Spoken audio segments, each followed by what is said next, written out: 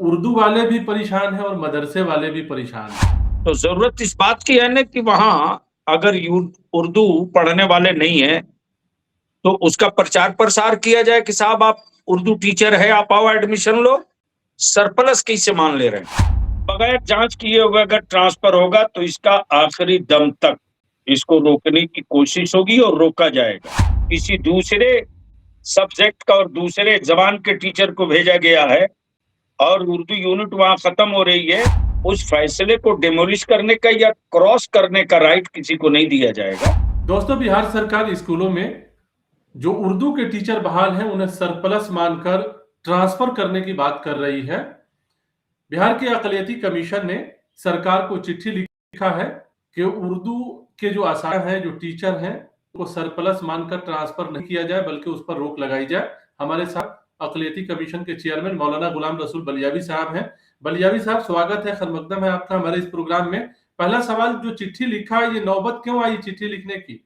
हमको लगता है जो गवर्नमेंट में हमारे कुछ पदाधिकारी हैं, इन लोगों ने शायद बिहार के साबिक वजीर आला मोहतरम जनाब नीतीश कुमार जी के कैबिनेट के उन फैसलों को नहीं पढ़ा होगा। अगर पढ़ लिए होते तो इस तरह की गलती नहीं होती। सरप्लस टीचर नहीं है, अभी और टीचरों की जरूरत है।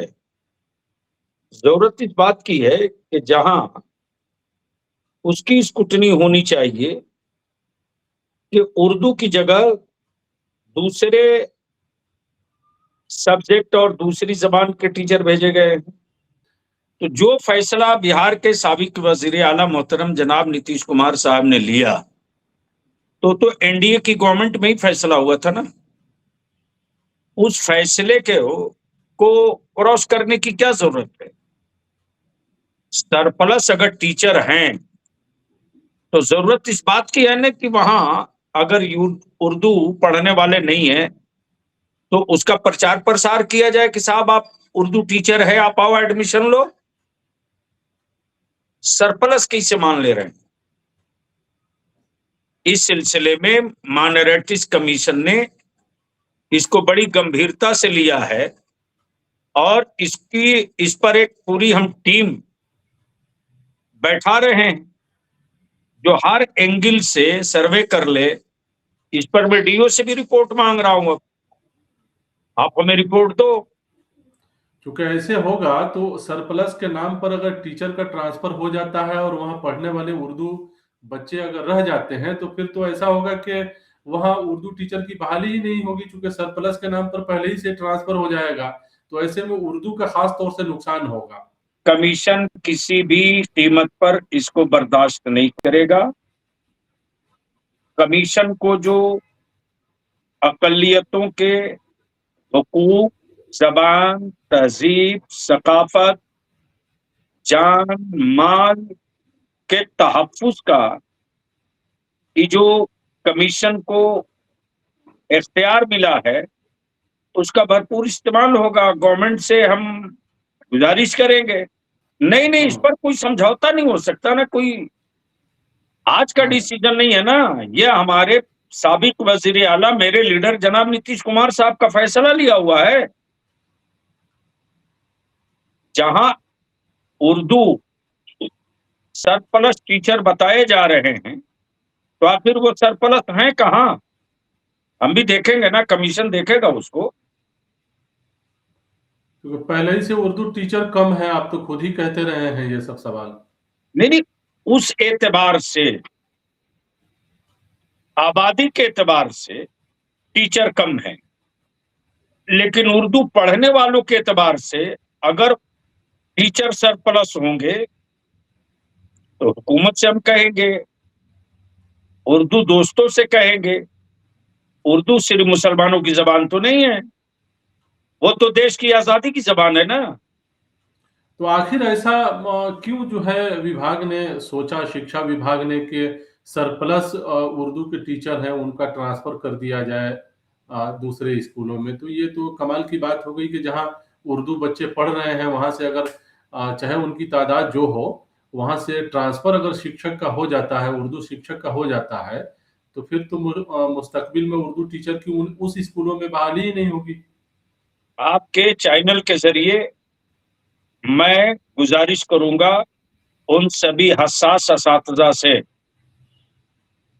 जो उर्दू को अपनी रोटी नहीं, अपनी तहजीब और राज्य की दूसरी सरकारी जबान मानते हैं, उन सभी असातिज़ा से, उन तमाम उर्दू दोस्त तंजीमों से, उन तमाम दानिश्वरों से कि आपकी नोटिस में, आपकी मालूमात में जहां कहीं भी इस तरह के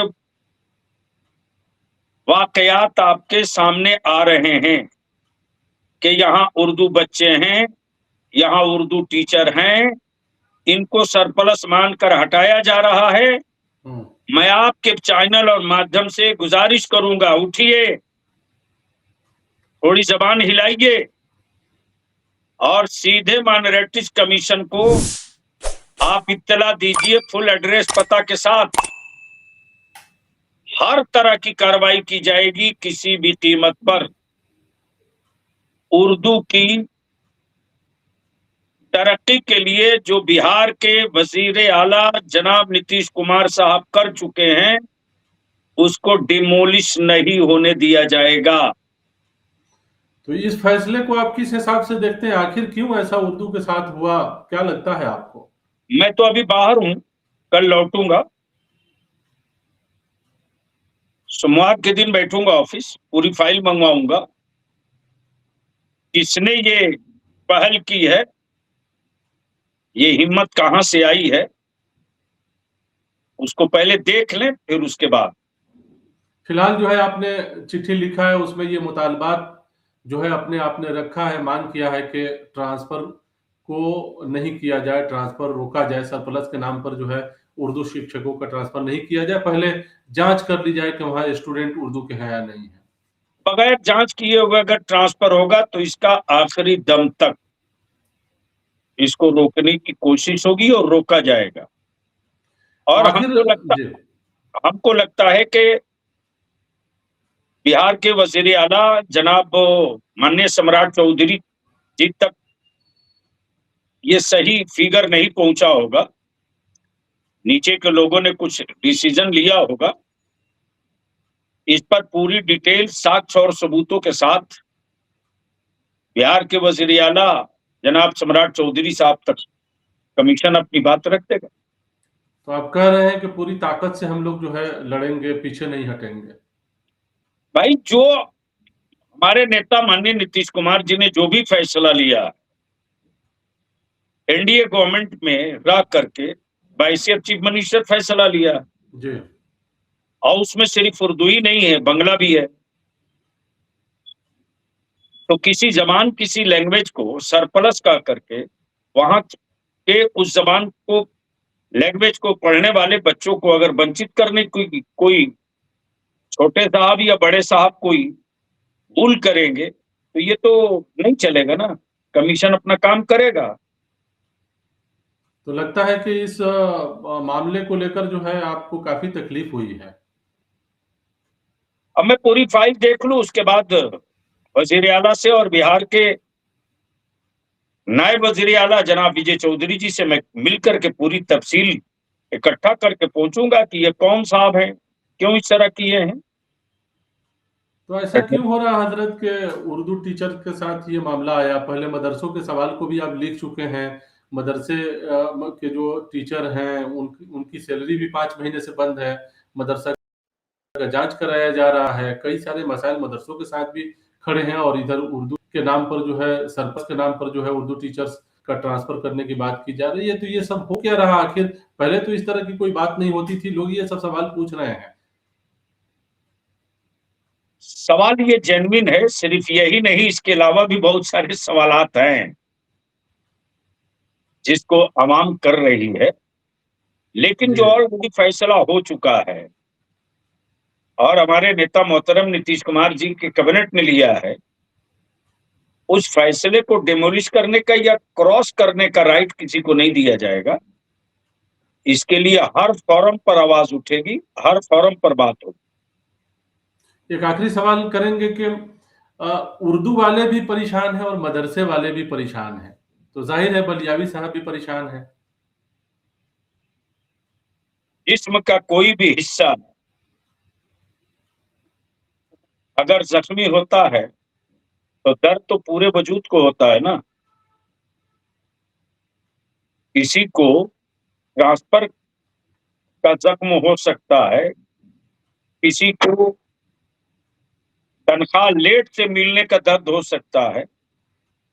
हमने तो लड़ करके, भिड़ करके, गुजारिश करके, अपील करके और मुख्यमंत्री पूर्व मुख्यमंत्री आदरणीय नीतीश कुमार जी के बड़े दिल का, बड़े फैसले का के बदौलत ये सब कुछ किया गया है ना। उसको अगर कोई डेमोलिश करेगा या उसको क्रॉस करेगा तो जाहिर सी बात है तकलीफ तो होनी है। तनहा हम ही को क्यों, बिहार के हर फर्द को होनी है, हर तबके को होनी है कि जहां हमारे उर्दू असातिज़ा हैं वो अपनी पूरी डिटेल, और जहां उर्दू की जगह किसी दूसरे सब्जेक्ट का और दूसरे जबान के टीचर को भेजा गया है और उर्दू यूनिट वहां खत्म हो रही है, वहां के लोगों से भी गुजारिश करूंगा कि कमीशन को पूरी डिटेल भेजिए। मैंडेटरी कमीशन को मिले हुए अख्तियार के मुताबिक भरपूर कार्रवाई होगी, बगैर किसी रियायत के होगी। चलिए, बहुत शुक्रिया हमसे बात करने का। तो ये थे बिहार अक़लियती कमीशन के चेयरमैन मौलाना गुलाम रसूल बलियावी साहब, जिनका कहना है कि सरप्लस के नाम पर उर्दू शिक्षकों का ट्रांसफर बिल्कुल नहीं होना चाहिए। पहले जांच की जानी चाहिए कि वहां पढ़ने वाले स्टूडेंट्स हैं या नहीं है। जाहिर है इस मामले पर बलियावी साहब ये भी कह रहे हैं कि आने वाले दिनों में हम बैठक करेंगे और सरकार के सामने पूरे सबूत के साथ जो है ये इस मामले को रखा जाएगा ताकि मसला हल हो सके, उलझे नहीं। बहरहाल इस प्रोग्राम में इतना ही, हमें दीजिए इजाजत। शुक्रिया।